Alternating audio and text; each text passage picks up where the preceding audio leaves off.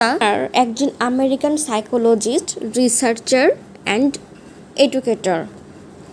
He made key contributions in number of areas including memory, learning, perception and cognition. তো Bruner একজন American psychologist, researcher এবং শিক্ষাবিদ। সে কয়েক ধরনের ফিল্ডে খুব গুরুত্বপূর্ণ কন্ট্রিবিউশন রেখেছে। তার মধ্যে একটা স্মৃতিশক্তি সম্পর্কিত ফিল্ড, তারপরে যেটা এডুকেশন, শিক্ষা বিষয়ক, পারসেপশন আর কগনিশন সম্পর্কে। তো ব্রুনারকে বলা হয়ে থাকে যে লিডার অফ কগনিটিভ রেভলিউশন। তাকে কগনিটিভ রেভলিউশনের লিডার এজন্য বলা হয় যে সে আমেরিকার সাইকোলজিক্যাল রিসার্চ থেকে বিহেভিয়ারিজমের উপরে যে শুধুমাত্র একাগ্রতা ছিল সেটাকে সে ওটার উপরে সে নির্ভরশীলতা কমিয়েছে এবং কগনিশনকে কি করেছে ওই ফিল্ডের সেন্টারে নতুনভাবে সে স্থানান্তরিত করেছে বিহেভিয়ারিজমের জায়গায়। He help to launch the cognitive revolution in psychology, the shift from focusing on how stimuli or rewards provoke behaviours to trying to understand the works of the mind. তো সে শুধু বিহেভিয়ারিজমের উপরে সাইকোলজির যে ফোকাসটা ছিল সেখান থেকে সরে যে হিউম্যান ব্রেনের মাইন্ড যে কীভাবে কাজ করে, হিউম্যান ব্রেনটা, সেটার উপরে সে ফোকাস এনেছে। তো এই ইন্টারঅ্যাকশনিস্ট থিওরিটা সেটা জেনেটিক যে প্রিডিসক্রিপশন আছে একটা ল্যাঙ্গুয়েজ লার্নিংয়ের জন্য সেইটা, আর বিহেভিয়ারাল থিওরি সেইটা, এই দুইটাকে কি করে, কম্বাইন করে। The social interactionist theory in child language acquisition recognizes both our genetic predisposition for learning language like nativist theory and the importance of our social environment in developing language like behavioral theory. তাহলে এই ইন্টারঅ্যাকশনিস্ট থিওরিটা কি করছে যে combination করছে এই দুইটার মধ্যে। একটা হচ্ছে সোশ্যাল এনভায়রনমেন্টের সাথে জেনেটিক যে প্রিডিসপোজিশন আছে বা জিনগত যে ব্যাপারটা আছে ভাষা শেখার জন্য, এই দুইটার সাথে কম্বাইন্ড করছে, কম্বিনেশন করছে। It also emphasises the importance of interaction with other people in acquiring and developing language skills. তো এই থিওরিটা, ইন্টারঅ্যাকশনিস্ট থিওরির মূল কথা হলো যে এটা যে আমাদের যে জেনেটিক প্রিডিসপোজিশনের সাথে সোশ্যাল এনভায়রনমেন্ট, এই দুইটা কম্বাইন্ড করে একটা থিওরি, যেটা কিনা আবারও যেটার উপর এমফাসাইজ করছে সেটা সোশ্যাল ইন্টারাকশনের উপরে। তো এটা গেল যে ইন্টারঅ্যাকশনিস্ট থিওরির যে জিস্ট সেটা, অর্থাৎ সারাংশ যেটা সেটা। আচ্ছা, what is the interactionist theory? তো interactionist theory was first suggested by Bruner in 1983, who believed that although children do have an innate ability to learn language, they also require plenty of direct contact and interaction with others to achieve full language fluency. ইন্টারঅ্যাকশনিস্ট থিওরিটা প্রথম প্রস্তাবিত করা হয় 1983 সালে। Bruner এটাকে প্রস্তাবিত করে। আর Bruner মনে করতেন যে বাচ্চাদের একটা ইনেট অ্যাবিলিটি থাকে ল্যাঙ্গুয়েজ শেখার জন্য, কিন্তু তাদের কি একটা পরিবেশের সাথে যথেষ্ট পরিমাণে ডিরেক্ট কন্ট্যাক্ট দরকার হয় আর ইন্টারাকশনের দরকার হয় তাদের ফুল ল্যাঙ্গুয়েজ ফ্লুয়েন্সিটা অর্জন করতে। তো সেটা কি বলছে যে in other words the theory of interaction suggest that children can learn to speak just by watching TV or listening to conversations. They have to fully engage with others and understand the context in which language is used. তো এই ইন্টারঅ্যাকশনিস্ট থিওরিটা অন্য কথাতে suggest করছে যে একটা বাচ্চা শুধুমাত্র কারো কনভারসেশন দেখে অথবা শুনে সে ভাষা যে শিখে যাবে সেরকম না। তাদেরকে বরং ওই কনভারসেশনে বা কোনো একটা কমিউনিকেশনের মধ্যে বা ইন্টারেকশনে পুরোপুরিভাবে এঙ্গেজ থাকতে হবে, যেখানে সে তার নিজে তার ল্যাঙ্গুয়েজ এক্সপোজারের সুযোগ পাবে। এখন সে শুধুমাত্র কথা শোনার মধ্যে দিয়ে, হ্যাঁ, বা অবজার্ভ করার মধ্যে দিয়ে সে শুধুমাত্র তার পুরো ল্যাঙ্গুয়েজের যে এক্সপোজার সেটা পাবে না। সে তখনই পাবে যখন সে ডিরেক্ট সবার সাথে ইন্টারাকশন করবে, সবার সাথে কমিউনিকেট করবে। Caregivers tend to provide the linguistic support that helps a child learn to speak. আচ্ছা, এখন কেয়ারগিভারদের কাজ বা যারা অ্যাডাল্টরা থাকে তারা কি করে, তারা কেয়ারগিভাররা ইউজুয়ালি একটা বাচ্চা যেভাবে কথা বলে, একটা কেয়ারগিভার যেভাবে কথা বলে, দুইটার অ্যাপ্রোচ একদম ভিন্ন রকমের। হ্যাঁ, তো আমরা প্রায়শ দেখি যে যারা পরিবারের বড়রা থাকে বা অ্যাডাল্টরা থাকে, ওরা ছোটদের সাথে কথা বলার সময় তাদের মতো করে কথা বলে, তোতলায় কথা বলে অথবা আহ্লাদি করে কথা বলে। তো তারা এখানে এভাবে কেন কথা বলে, যাতে ওই যে ছোট বাচ্চাটা যে কিনা কেবল ল্যাঙ্গুয়েজ শিখছে, সে তাদের সাথে মানে খুব ভালোভাবে এঙ্গেজ হতে পারে, যেন সে কোনো রকমের হেজিটেশন বা কোনো রকমের কোনো ফিল না করে যে সে হয়তো ম্যাচ করতে পারছে না। এখন কেয়ারগিভাররা যদি এভাবে কথা বলে, তাহলে বাচ্চাদের যে কোনো ওয়ার্ড পিক আপ করতে বা তাদের কমিউনিকেট করতে খুব ইজি হয় কেয়ারগিভাররা তাদের সাথে এভাবে কমিউনিকেট করলে। এখন অ্যাডাল্টরা যে তাদের লেভেলটা নামিয়ে বাচ্চাদের সাথে এইভাবে কথা বলে, এইভাবে তাদেরকে সাপোর্ট করে কথা বলে বা তাদেরকে তাদের ল্যাঙ্গুয়েজে কথা বলে, যেমন এইভাবে তোতলাই বা আহ্লাদি করে কথা বলা। যেমন বাচ্চারা যখন বলে যে আমি ভাত কাবো, হ্যাঁ, তখন বড়রা আবার এভাবে রিপিট করে বলে তুমি এটা কাবা, মানে কি ওর সাথে ওর ল্যাঙ্গুয়েজে কথা বলছে। তো এটা কি করে যে বাচ্চারা যখন কোনো ভুল করে সেটাকে তাদের স্পিচটাকে সিম্পলিফাই করে তাদের সাথে সেভাবে কথা বলে, যে তারা ইন্টারাকশন করতে পারে এবং তাদের ভাষা যেটা ভালোভাবে বিল্ড আপ হয়।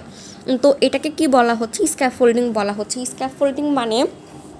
স্ক্যাফোল্ডিংয়ের ব্যাপারটা হচ্ছে কি, মানে কোনো কিছু ভিত্তিকে মজবুত করতে সাহায্য করা। যখন আমরা একটা বাড়ি বানানো দেখি, তখন দেখি যে একটা প্রথমে পিলার দেওয়ার জন্য প্রথমে একটা স্ট্রাকচার তৈরি করা হয়, কাঠ এরভাবে, হ্যাঁ, তারপরে কাঠের মধ্যে সিমেন্ট ঢালা হয়, পরে আস্তে আস্তে একটা পিলারের রূপ দেওয়া হয়। তারপর যখন ওই সিমেন্টটা শক্ত হয়ে যায়, পিলারটা যখন শক্ত হয়ে যায়, তখন ওটার পাশে যে কাঠটা সেটা সরিয়ে নেওয়া হয়।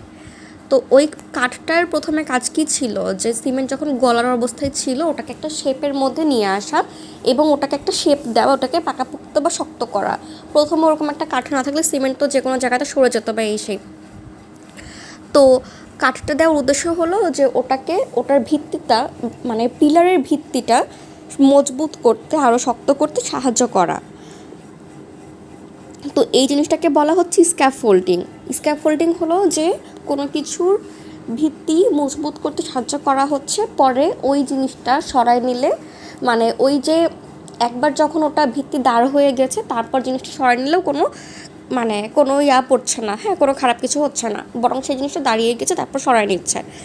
তো কি হয় যে ওরা বাচ্চাদের মিস্টেকটাকে কি করে, তাদের স্পিচটাকে সিম্পলিফাই করে, তাদের মিস্টেকটাকে তাদের মতো করে কারেকশন করে, তাদেরকে বোঝানোর চেষ্টা করে এবং তাদের সাথে সেভাবে কথা বলে তাদের যে ভাষার যে কাঠামোটা, ওয়ার্ডের যে ফর্মিংটা, সেটাকে আরও মজবুত করে। তো এটা কি স্ক্যাফোল্ডিং বলছে। আর এটা ইন্টারেকশনিস্টের ভাষাতে কি বলছে, ল্যাঙ্গুয়েজ অ্যাকুইজিশন সাপোর্ট সিস্টেম, হ্যাঁ, মানে যেটাকে সংক্ষেপে ল্যাসও বলছে। মানে বড়রা যে এভাবে স্ক্যাফোল্ডিংয়ের মাধ্যমে বাচ্চাদেরকে যেভাবে সাপোর্টটা দিচ্ছে কথা শেখার জন্য, তো বা কেয়ার গিভাররা যারা বাচ্চাদের সাথে তারা ওভাবে কথা বলে, তাদের ল্যাঙ্গুয়েজটাকে ঠিকঠাক করে, তারা যেভাবে তাদের ভাষার গঠনটা দিচ্ছে, শেপ করছে এবং সাপোর্ট করছে, তো তাদের এই যে টেকনিকটাকে কি বলছে, ল্যাঙ্গুয়েজ অ্যাকুইজিশন সাপোর্ট সিস্টেম বা ল্যাস, LASS। The interactionist approach looks at both social and biological perspective to explain how children develop language.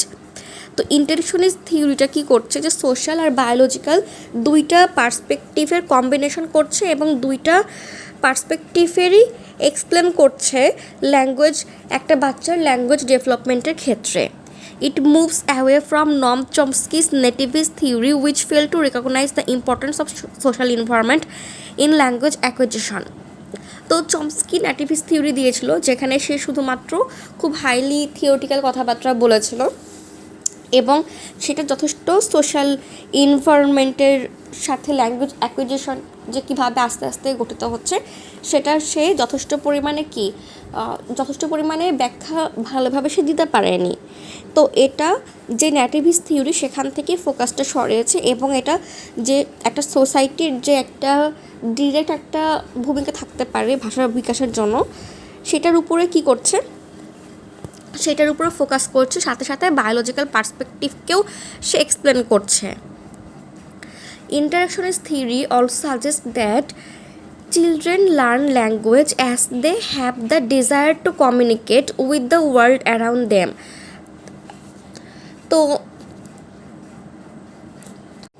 নেটিভিস্ট থিওরিতে Chomsky কিন্তু বলতে পারেনি যে একটা বাচ্চা কেন কথা বলার প্রয়োজন বা একটা বাচ্চা কেন কথা বলে, কিন্তু এই ইন্টারেকশনিস্ট থিওরিতে এটা বলছে যে বাচ্চারা মানে কথা বলা শেখে কারণ তাদের কমিউনিকেট করার, তাদের চারিপাশের পরিবেশের সাথে তাদের কমিউনিকেট করার ইচ্ছা থাকে।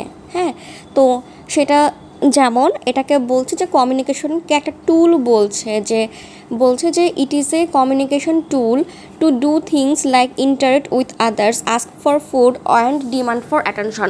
তো বলছে যে বাচ্চারা এই জন্য কথা বলা শিখে যাতে তারা তাদের যে কোনো ডিজায়ার প্রকাশ করতে পারে, সেটাও তাদের মানে কোনো জিনিস দরকার, সেটা ডিজায়ার হোক কিংবা তাদের খাবার ডিজায়ার হোক, হ্যাঁ, বা অন্যের কাছ থেকে অ্যাটেনশনের ডিজায়ার হোক।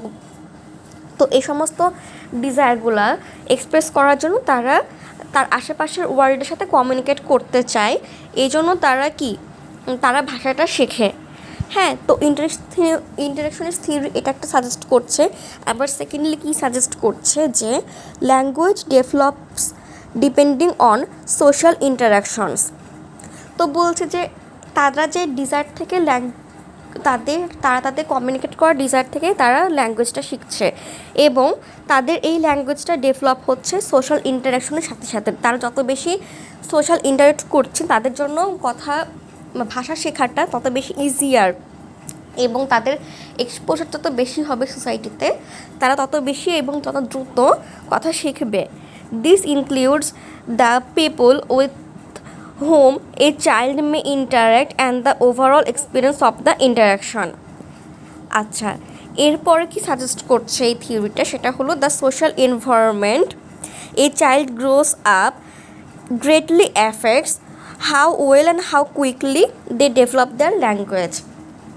তো সোশ্যাল এনভায়রনমেন্টের যে ব্যাপারটা, যে সোশ্যাল এনভায়রনমেন্টটা যথেষ্টভাবে ইনফ্লুয়েন্স করে যে কত দ্রুত এবং কত ভালোভাবে একটা বাচ্চা সে ল্যাঙ্গুয়েজ স্কিলসগুলো রপ্ত করতে পারবে। তার যদি সোশ্যাল ইন্টারাকশন, সোশ্যাল এক্সপোজার খুব ভালো হয় তাহলে সে খুব দ্রুত, খুব ফাস্ট, খুব র্যাপিডলি তার ল্যাঙ্গুয়েজগুলো স্কিলগুলো ডেভেলপ করতে পারবে। এখন দুইটা বাচ্চার যদি কথা বলি, হ্যাঁ, যে একটা বাচ্চা এরকম জায়গাতে থাকে, সে হলো যে একটা জয়েন্ট ফ্যামিলিতে থাকে, তারপরে খুব মানুষের মধ্যে থাকে, আর একটা বাচ্চা থাকে কি একা একা, যে দেখা যাচ্ছে যে একটা ফ্ল্যাটে থাকছে যার বাবা মা দুইজনই দেখা যাচ্ছে যে বিজি তাদের লাইফে। হ্যাঁ, এখন বাচ্চাটা কিন্তু সে বাচ্চাটার থেকে যে বাচ্চাটা সব একটা এনভায়রনমেন্টের মধ্যে আছে সেই বাচ্চাটা দ্রুত এবং আরও বেশি কথা শেখে।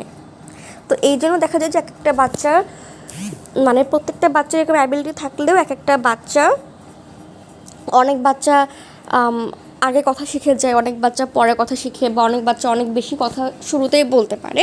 তো এই জন্য সোশ্যাল এনভায়রনমেন্টটা বা তার এক্সপোজারটা এটা একটা মানে ডিটারমিনিং ফ্যাক্টর, হ্যাঁ, one of the determining factor. এখন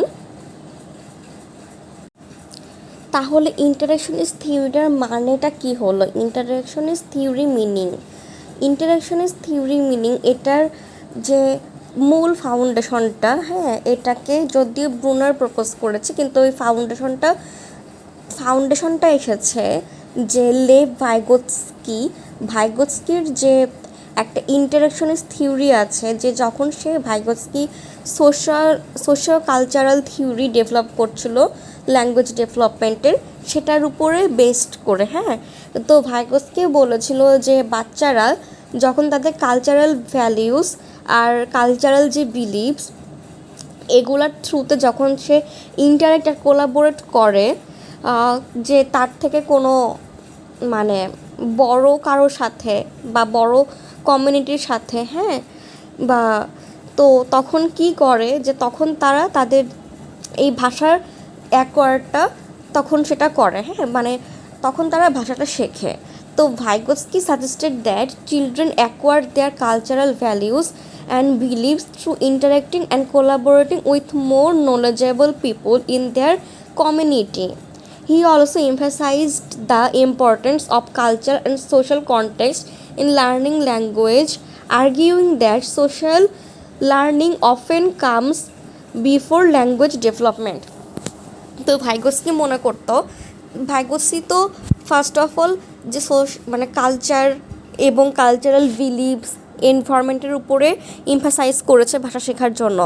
সে আরও মনে করত যে ল্যাঙ্গুয়েজ যখন একটা বাচ্চা ডেভেলপ হওয়া শুরু করে, ল্যাঙ্গুয়েজ ডেভেলপমেন্টের আগে থেকে যে বাচ্চারা সোসাইটি থেকে বা তার এনভায়রনমেন্ট থেকে ভাষা শেখার যে প্রসেসগুলা বা ভাষা অ্যাকোয়ারের যে ক্ষমতাগুলা, সেগুলো সোসাইটির কাছ থেকে আগে নিতে থাকে। তার মধ্যে ভাষার যে ফিচার্সগুলো সেগুলো সোসাইটির এনভায়রনমেন্টের থ্রুতে আগে থেকে সে অ্যাকোয়ার করতে থাকে এবং পরে তার ভাষার ডেভেলপমেন্ট সেটা হয়। তো এটাকে অন্যভাবে কি বলছে যে in other words we pay A lot of attention to the world, the culture and the people around us. তো বলছে একটা বাচ্চা সে প্রথমে যে কথা বলা ডেভেলপ করেছে সেরকমটা না, সে প্রথমে যে তার চারিপাশের যে পরিবেশ সেটার উপর যথেষ্ট পরিমাণে অ্যাটেনশন দিচ্ছে, তার কালচার এক্সপোজারটা সে বুঝছে, তারপর তার আশেপাশের পিপলগুলোকে দেখছে তারা কীভাবে চালচলন করছে। তো সে কি প্রথমে একটা ভালো লার্নার, প্রথমে একটা ভালো অবজারভার। তো সে প্রথমে একটা ভালো অবজারভার, সব কিছু ভালোভাবে অবজার্ভ করছে, তারপরে যে তার ভাষা বলার ইন্টারাকশনের থ্রুতে তার ভাষা বলাটা সেটা কি সে পারফেক্ট করছে। তো ইন্টারাকশনিস্ট থিওরি এক্সাম্পল,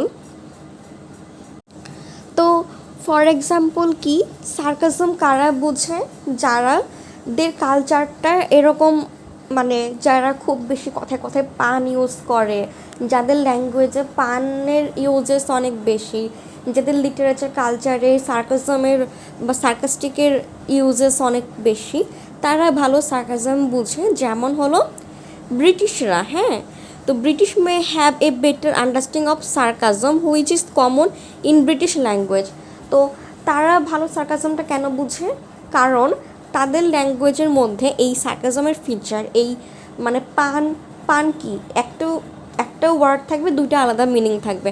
তো এই সমস্ত জিনিসগুলোর ইউজেস অনেক বেশি থাকে, তো এই জন্য তারা ভালো বোঝে। তো মানে ভাইগোৎস্কি বলছে যে দেশ সোশ্যাল আন্ডারস্ট্যান্ডিং আর লার্ন থ্রু সোশ্যাল ইন্টারাকশন। তো এই সমস্ত সোশ্যাল আন্ডারস্ট্যান্ডিংগুলো আসছে কি ইন্টারাকশনের জন্য, তাদের ভাষার মধ্যে বা তাদের কালচারের মধ্যে এটা আছে। তো তারা যেহেতু ওই কালচারে বড় হচ্ছে, একটা বাচ্চা ওখানকার, সেই বাচ্চাটা ওই কালচারের এক্সপোজারে অভ্যস্ত, তো সে তাদের কালচারটা খুব ভালোভাবে বুঝছে, ডিপলি রুটেড সে তার কালচারের উপরে। তো সে তার কনটেক্সট জানে, তাদের ওই সব কালচারের মানুষদের সাথে তার ইন্টারাকশন অনেক বেশি থাকে। তারপরে যখন কেয়ার গিভাররা তাদের আর্লি ডেভেলপমেন্টের সময় বা স্ক্যাফোল্ডিংয়ের সময় তাদের মতো করে কথা বলেছে, তখন থেকে তারা অনেক কিছু ধারণা পেয়েছে। তো এই সমস্ত জিনিসের জন্য তাদের এই সমস্ত জিনিসগুলো ভালো হয়, যেটা তাদের সেই কালচার অথবা language related.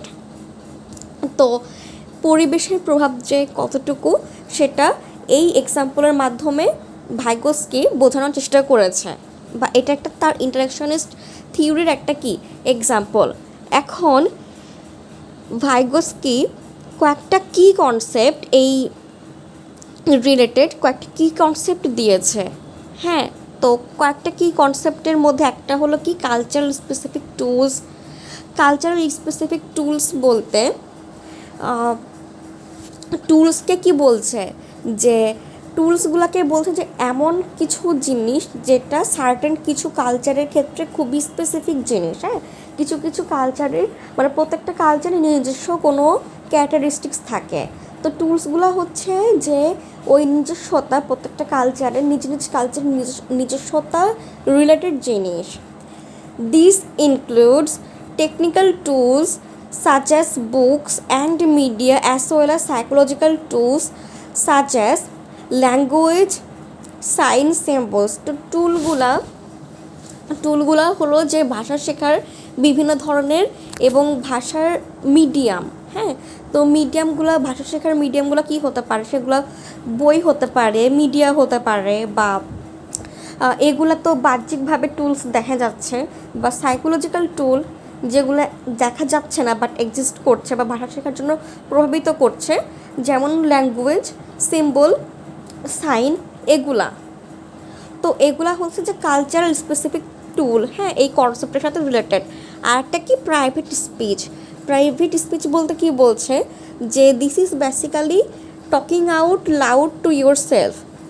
For example, if a child is trying to figure out a math question, they may talk themselves through it. After this stage, children's private speech will become internalized monologues, যেমন their inner speech in your own head.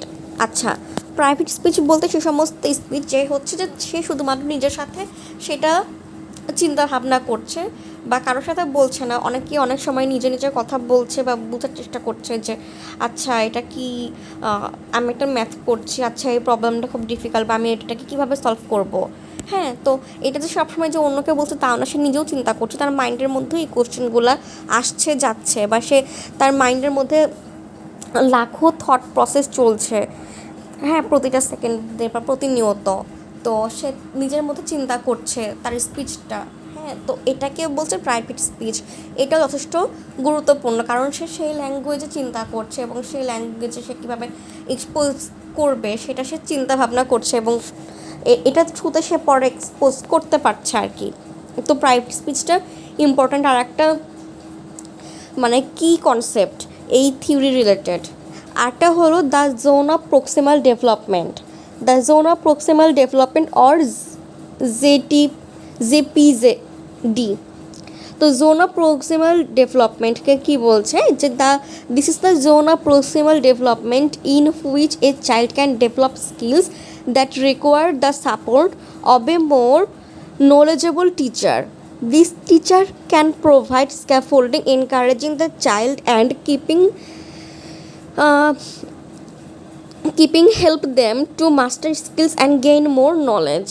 আচ্ছা, তো gain of proximal development কী বলছে, যে যারা actually কী করছে, scaffold করছে ভাষা শেখার জন্য। একটা টিচার একটা বাচ্চা কোনো কিছু জানে না বা কোনো একটা জিনিস জানতে চায়, এটাকে এভাবে এক্সাম্পল দিই, যে একটা বাচ্চা একটা রাস্তা পার হবে, কিন্তু বৃষ্টির দরুন ওই রাস্তাতে অনেকগুলো পানি জমেছে।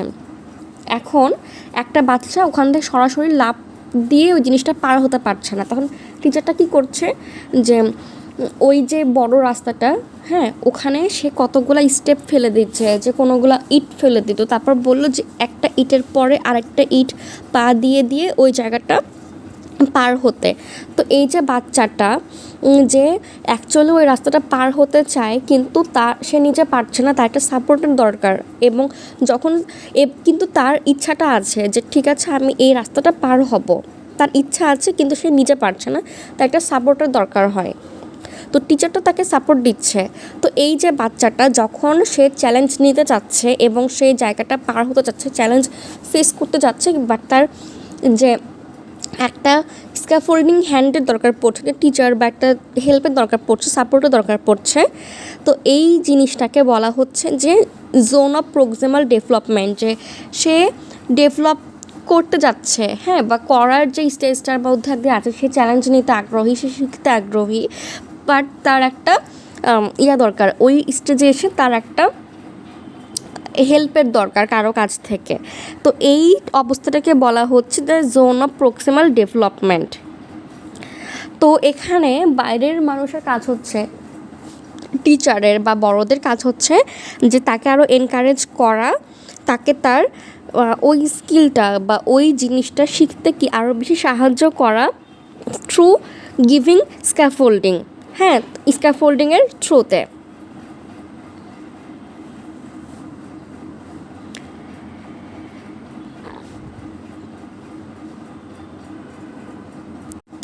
আর এদিকে স্ক্যাফোল্ডিংয়ের থিওরি তো মানে স্ক্যাফোল্ডিং জিনিসটা কি সেটা তো মোটামুটি ক্লিয়ার।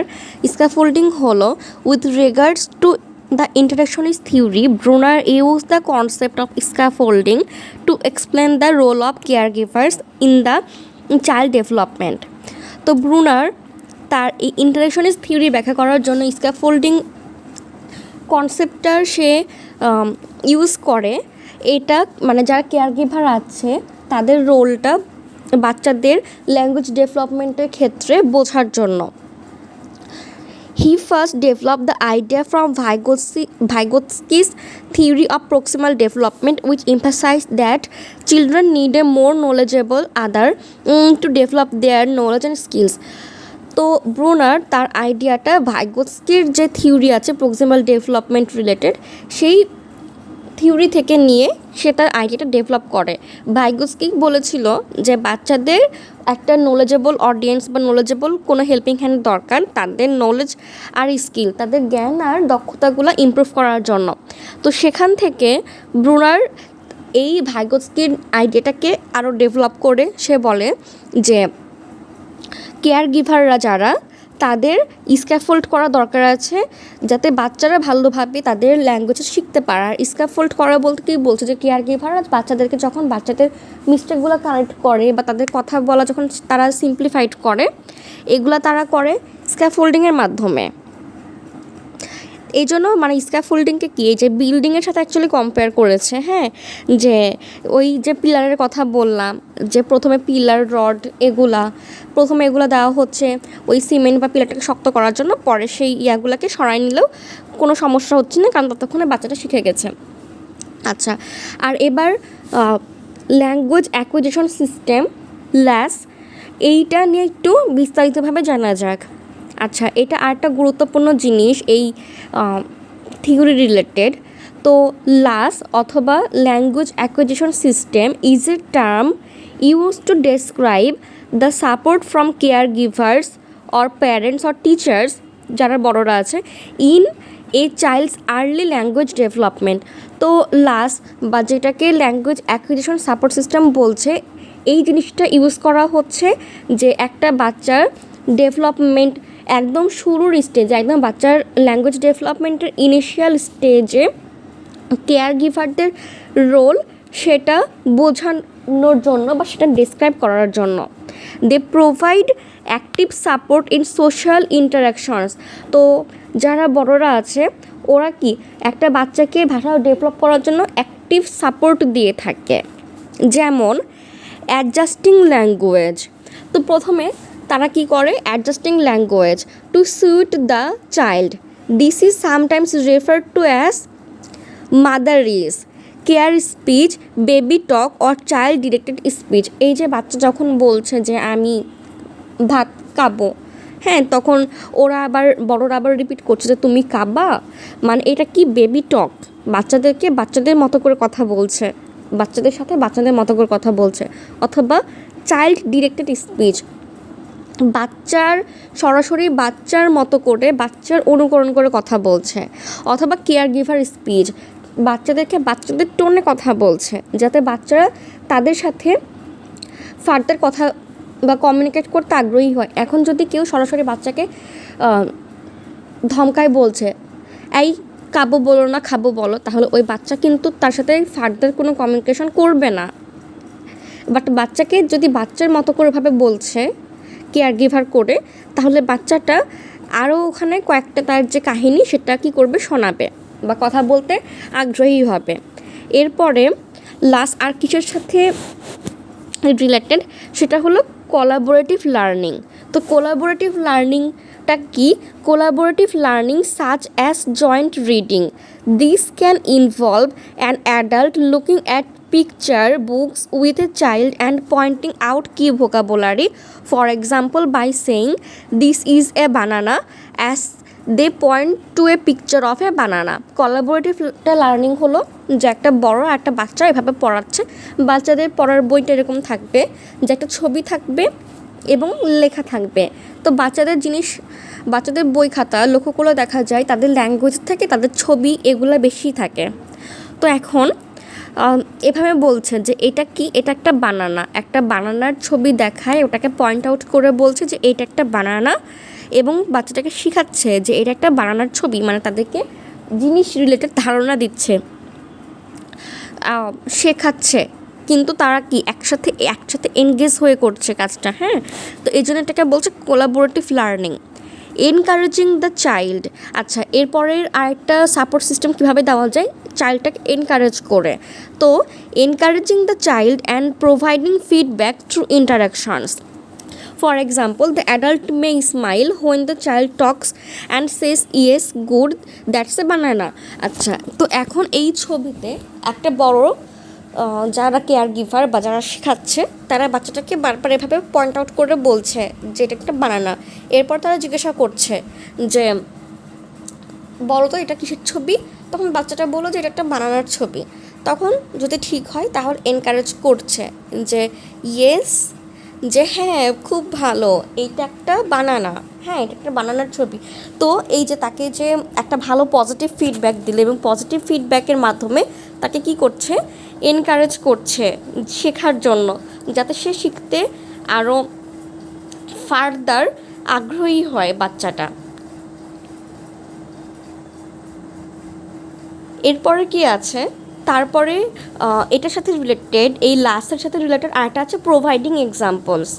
তো প্রোভাইডিং এক্সাম্পলস কী করছে, by providing examples for the child to immediate, this includes using certain vocabulary in certain social situations, for example by encouraging the child to say hi, say thank you. আচ্ছা, তো অনেকগুলো এবার social কনটেক্সটের ক্ষেত্রে এবার social providing এক্সাম্পলটা কী করছে, যে তারা কোনো কিছুর এক্সাম্পল বাচ্চাটাকে দিচ্ছে। যেমন একটা সোশ্যাল কনটেক্সটে নিয়ে গেল, দেখছে যে কোনো বড়োর একজন আরেকজনের সাথে দেখা হলে গ্রিটিংস করছে, হ্যাঁ যেমন সালাম দিচ্ছে একটা বাচ্চা একটা বড়দের সাথে বা কাউকে সালাম দিতে দেখছে, যে যখন তার কেয়ার গিভারটা বা তাকে শেখাচ্ছে কোনো কারোর সাথে দেখা হচ্ছে ছোটো বড় সালাম দিচ্ছে, তখন সে জানলো কি যেভাবে কারোর সাথে কারো দেখা হলে এভাবে গ্রিটিংস দিতে হয়, বা কাউকে দেখছে হাই দিচ্ছে, বা কেউ কোনো কিছু বলছে বা সূচক কিছু তখন তাকে কী বলছে, কেউ কোনো উপকার করলে থ্যাংক ইউ বলছে, হ্যাঁ থ্যাংকস। তো এভাবে সে কী করছে, প্রত্যেকটা জিনিসের বা কমিউনিকেশনের এক্সাম্পল যেটা সেভাবে এক্সাম্পল দিচ্ছে যে একটু সোশ্যাল কনটেক্সটে এভাবে ইন্টারাক্ট করতে হয়। এরপর আরেকটা কী হতে পারে, গেমস হতে পারে। গেমসের জন্য তারা কি করতে পারে, টার্ন টকিং, হ্যাঁ মানে পালা করে কথা বলতে পারে। গেমটা হচ্ছে এরকম যে আমি একটা ওয়ার্ড বললাম, একটা লেটার বললাম, ওই লেটারটা দিয়ে তোমাকে একটা ওয়ার্ড বলতে হবে। তো এভাবে একটা বাচ্চার সাথেও গেম প্লে করা যেতে পারে, তাহলে এতেও তারা বাচ্চাটা মানে ভালো শেখে। তো এই হলো যে collaborative learning, encouraging the child, providing examples, games etcetera, এগুলা হলো যে যেই লাস্ট, হ্যাঁ এই রিলেটেড কয়েকটা গুরুত্বপূর্ণ থিওরি বা এগুলো অ্যাপ্লাই করে লাস্ট যেটা সেটা দেওয়া যেতে পারে। এখন একটা বোনাস টিপ দেওয়া হোক এই লাস্ট নিয়ে, সেটা হলো যে ব্রুনার যে এই কনসেপ্টটা লাস্টের এটা ডেভেলপ করেছিল ইন রেসপন্স টু নম চমস্কিস ল্যাঙ্গুয়েজ অ্যাকুইজিশন ডিভাইস।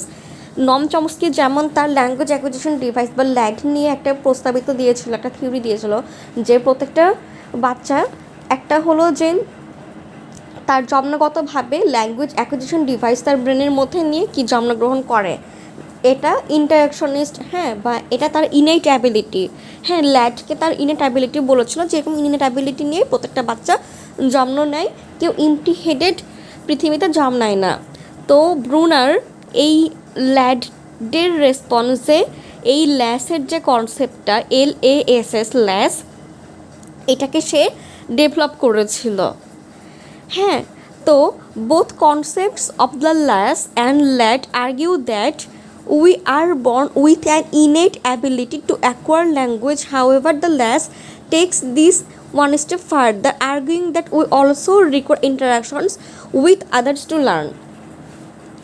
তো এই লাস বলি বা ল্যাড বলি এই দুটাই কিন্তু অ্যাকচুয়ালি কি, এই দুটাই কিন্তু দুইটাই ইশারা করে যে প্রত্যেকটা বাচ্চা যে জন্মগত কিছু অ্যাবিলিটি, ইনেট অ্যাবিলিটি, ভাষা শেখার ইনেট অ্যাবিলিটি জন্মায়, সেটার দিকেই সে ইশারা করে। কিন্তু ল্যাড কি, ল্যাড শুধুমাত্র নিজের মধ্যে সীমাবদ্ধ, যে এটা যে সে ইনেট অ্যাবিলিটি জন্মগ্রহণ করছে এতটুকুতেই শেষ হয়ে যায়। কিন্তু লাস কি, এই জিনিসটাকে আরও এক ধাপ আগায় নিয়ে যায়, এটা অ্যাড করে যে না, বড়দের সাথে বা কারোর সাথে ইন্টারাকশনের প্রয়োজন আছে বা অন্যদেরও ভূমিকা আছে আমাদেরকে ভাষাটা শেখানোর জন্য।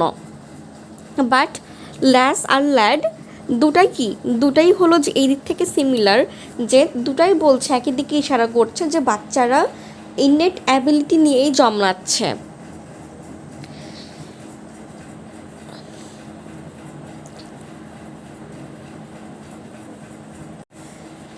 যদিও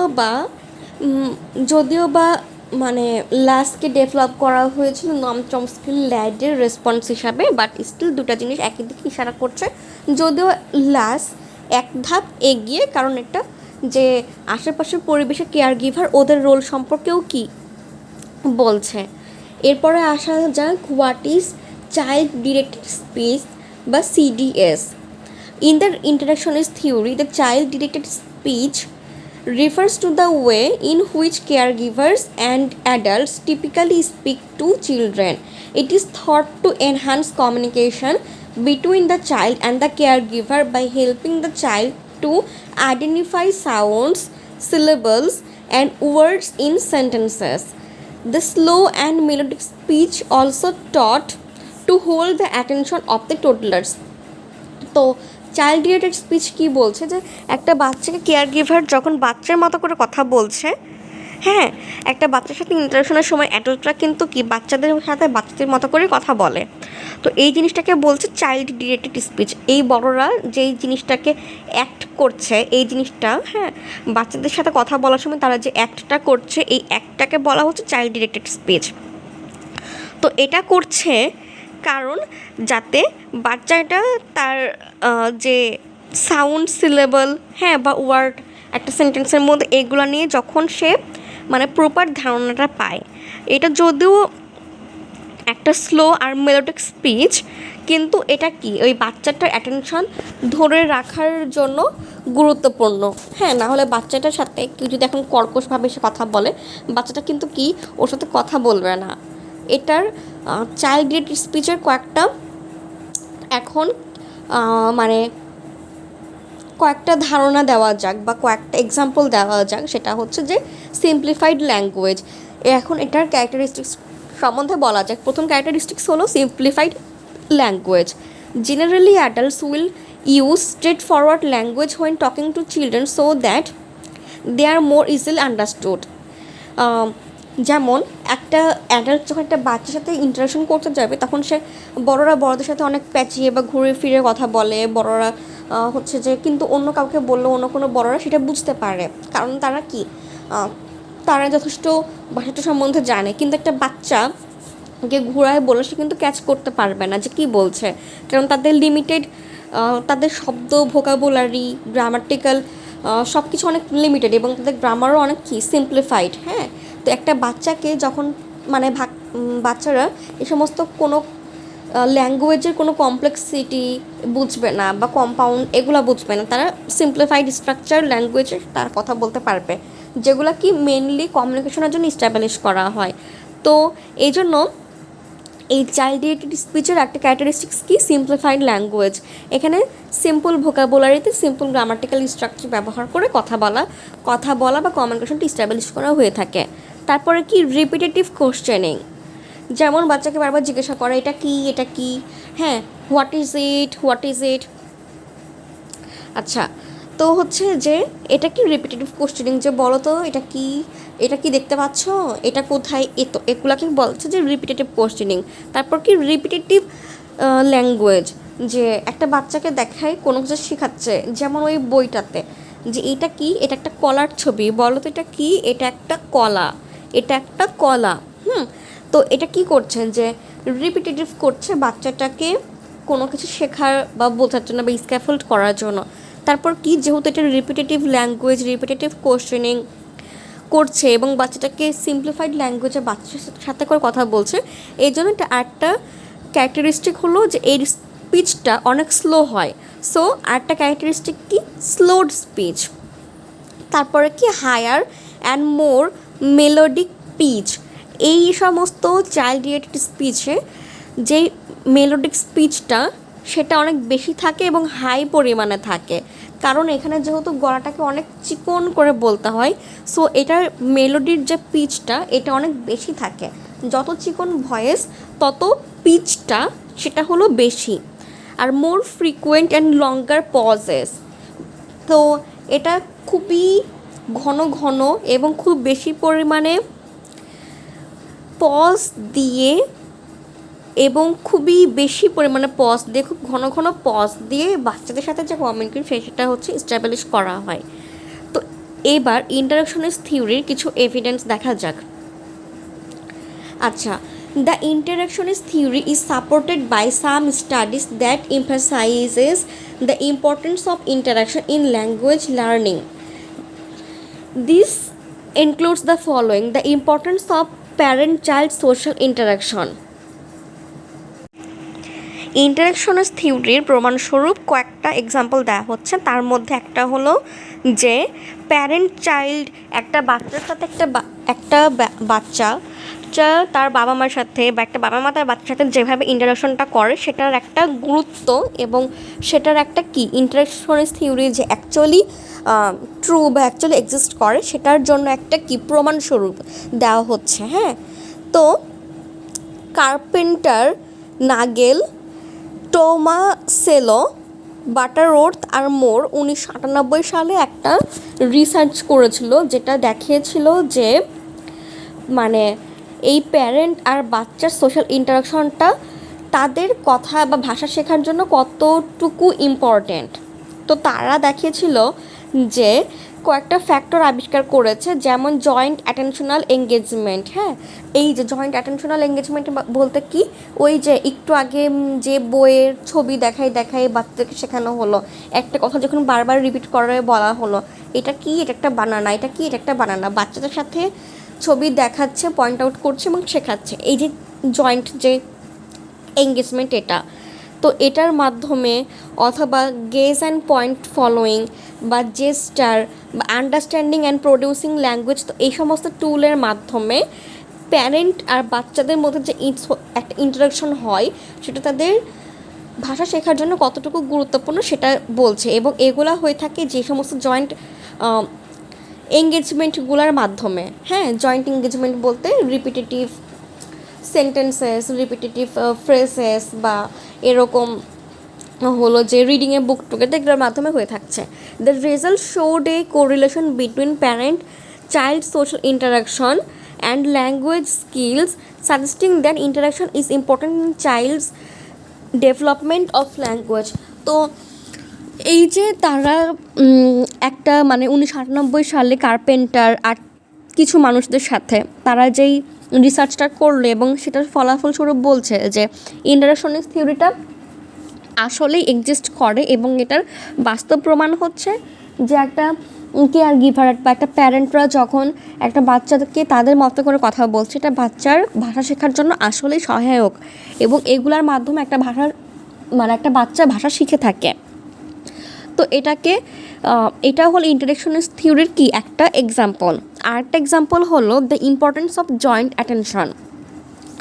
তো জয়েন্ট অ্যাটেনশন বা হলো একটা বাচ্চার সাথে কোনো কাজ জয়েন্টলি করা, এটারও আরেকটা প্রমাণ দিয়েছে কিসের, কোহলের স্টাডিতে 2003 সালে সে দেখিয়েছে 2003 সালে যে joint attention help the children to recognise speech boundaries, যেমন যেখানে একটা ওয়ার্ড কোথায় শুরু হচ্ছে, একটা ওয়ার্ড কোথায় শেষ হচ্ছে এবং আর একটা মানুষ কথা বলা শুরু করছে বা টার্নিংয়ের যে ব্যাপারগুলো, এগুলা জয়েন্ট অ্যাটেনশনের ফলে একটা বাচ্চা শিখছে। অর্থাৎ একটা বাচ্চা যখন কারোর সাথে কথা বলাতে এঙ্গেজ করছে, তখন কুহল দেখিয়েছে 2003 সালে যে এই জয়েন্ট অ্যাটেনশনের ফলে একটা বাচ্চা কথা কোথায় শুরু করতে হবে, কথা কোথায় শেষ করতে হবে, কোথায় পজ করতে হবে, কোথায় টার্ন টেকিং বা অন্যকে কথা বলার সুযোগ দিতে হবে, বা একটা মানুষ কথা বলা শেষ করলে কোনো কোশ্চেন করলে যে বাচ্চাটার রেসপন্স করবে,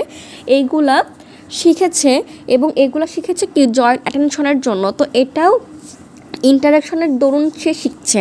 তাহলে এটা কি গেল, ইন্টারাকশনিস্ট থিওরির জন্য আর একটা গুরুত্বপূর্ণ এভিডেন্স গেল। আর একটা এভিডেন্স হলো, তো এই দুটা গেল কি মেন এভিডেন্স। হ্যাঁ, একটা হলো যে প্যারেন্ট আর চাইল্ড সোশ্যাল ইন্টারাকশনের, এটা একটা এভিডেন্স গেল। আর একটা এভিডেন্স গেল জয়েন্ট অ্যাটেনশনের। এই দুটো এভিডেন্স গেল কি ইন্টারাকশনিস্ট থিওরির জন্যে, ইন্টারাকশনিস্ট থিওরির প্রমাণ, বাস্তব প্রমাণস্বরূপ। আচ্ছা, এখন ইন্টারাকশনিস্ট থিওরির যে গুরুত্ব, সেই গুরুত্বতে আসি, বা ল্যাক অফ ইন্টারাকশনের জন্য কি হতে পারে সেটাতে আসি। The importance of a lack of interaction. আচ্ছা, তো মানে ল্যাক অফ ইন্টারাকশনের জন্য বা কোনো বাচ্চাদের যদি ইন্টারাক্ট না করা হয় তাহলে কি হতে পারে, হ্যাঁ, সেটার ফলাফল।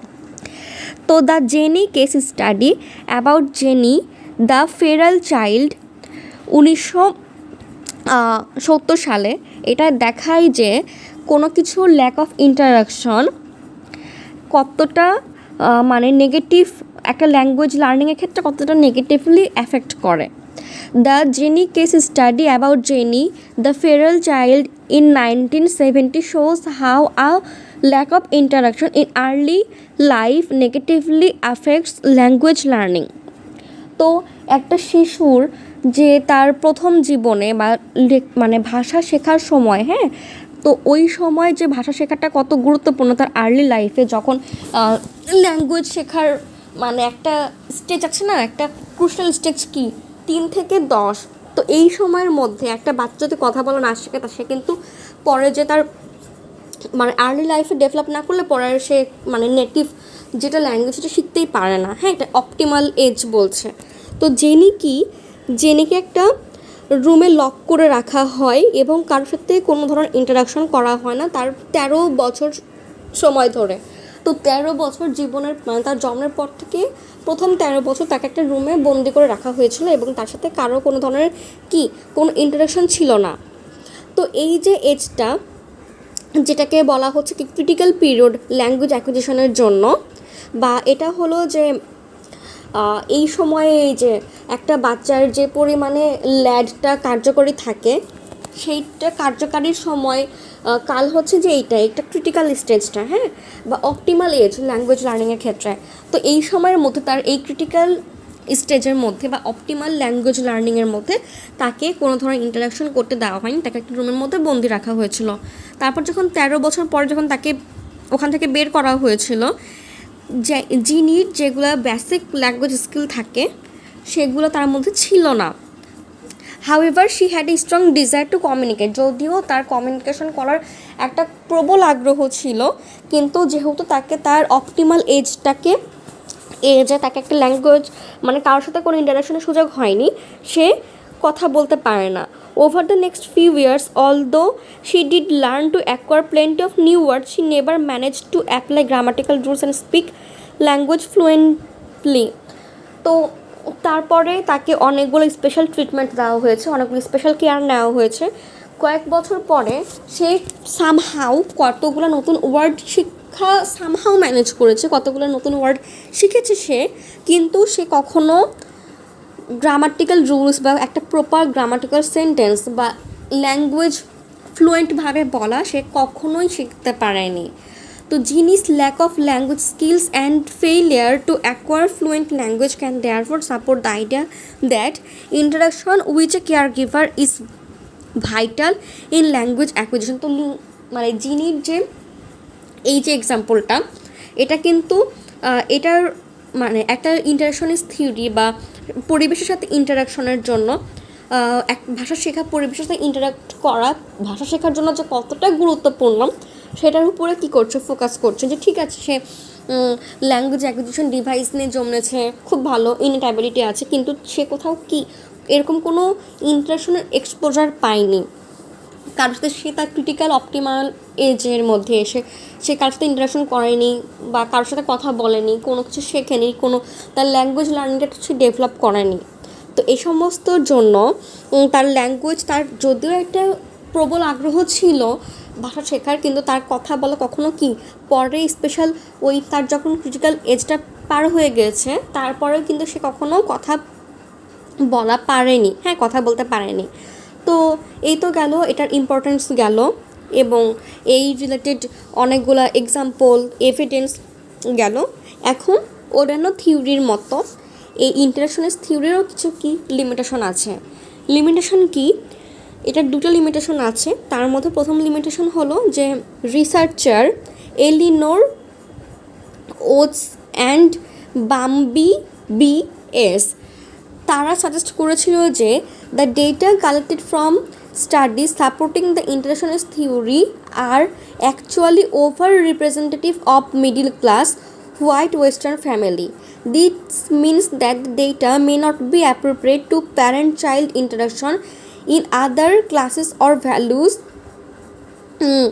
where may speak to the children differently but still acquire fluent speech. আচ্ছা, তো রিসার্চার এলিনোর আর তার যে সাথে যে আছে বাম্বি, এরা কি বলেছে যে যেই ডেটার কথা বা যেই স্টাডিজ বা যে এক্সাম্পলের কথা বলছি সেটা শুধুমাত্র কি, এটা হলো যে মিডল ক্লাস কিংবা ওয়েস্টার্ন ফ্যামিলিতে যারা, তাদের উপরে ইন্টারাকশন করা হয়েছে, কিন্তু এটা সব ফ্যামিলির উপরে সমানভাবে এক্সাম্পল অ্যাকচুয়ালি ক্রিয়েট করে না।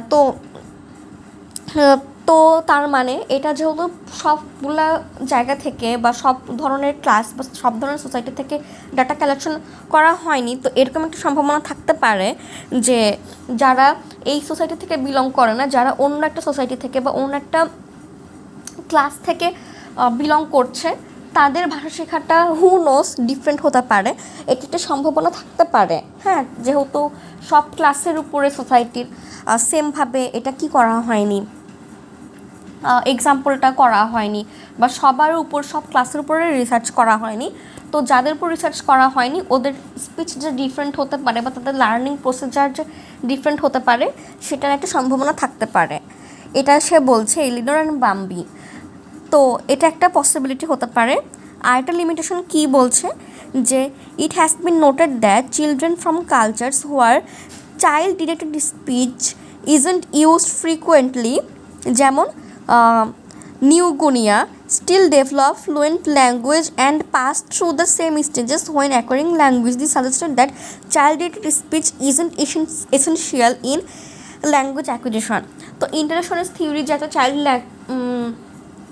চাইল্ড ল্যাঙ্গুয়েজ বললো বা লাস বললো বা বাচ্চাকে কেয়ার গিভার স্পিচের ভাবে কথা বলছে, হ্যাঁ, তো এটা মানে এটা সব জায়গাতে কার্যকর নাও হতে পারে। যেমন হচ্ছে যে কি নিউগুনিয়াতে এরকম কোনো স্পিচ নাই যে বাচ্চাদেরকে কেয়ার গিভিংয়ের মাধ্যমে বাচ্চারা স্ক্যাফোল্ডিং করে কথা শিখছে, হ্যাঁ, কিন্তু তারাও ফ্লুয়েন্টলি কথা শিখে, তারাও খুব ভালোভাবে কথা শিখে, কিন্তু মানে তারাও অনেক ভালোভাবে কথা শিখছে, কিন্তু তাদের এই সমস্ত জিনিসগুলোর দরকার পড়ছে না, যেমন কেয়ার গিভিংয়ের দরকার পড়ছে না বা চাইল্ড ডিরেক্টেড স্পিচের দরকার পড়ছে না, যেটাকে CDS বলছে, হ্যাঁ, সেটার দরকার পড়ছে না, অথচ তারাও কিন্তু ফ্লুয়েন্টলি খুব সুন্দরভাবে কথা বলতে পারছে।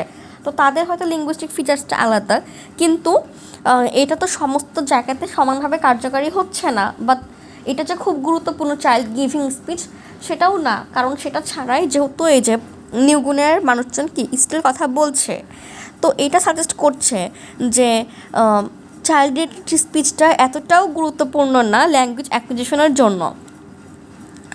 তো এটা কি, এইটা এই স্টাডির আরেকটা লিমিটেশন।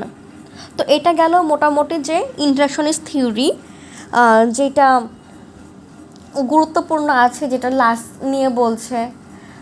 নিয়ে বলছে এবং সেটা কি বলছে যে এটা একটা কম্বিনেশন অফ হচ্ছে যে innate ability plus social interaction, এবং এই দুইটার ফল হচ্ছে সোশ্যাল ইন্টারাকশনিস্ট থিওরি।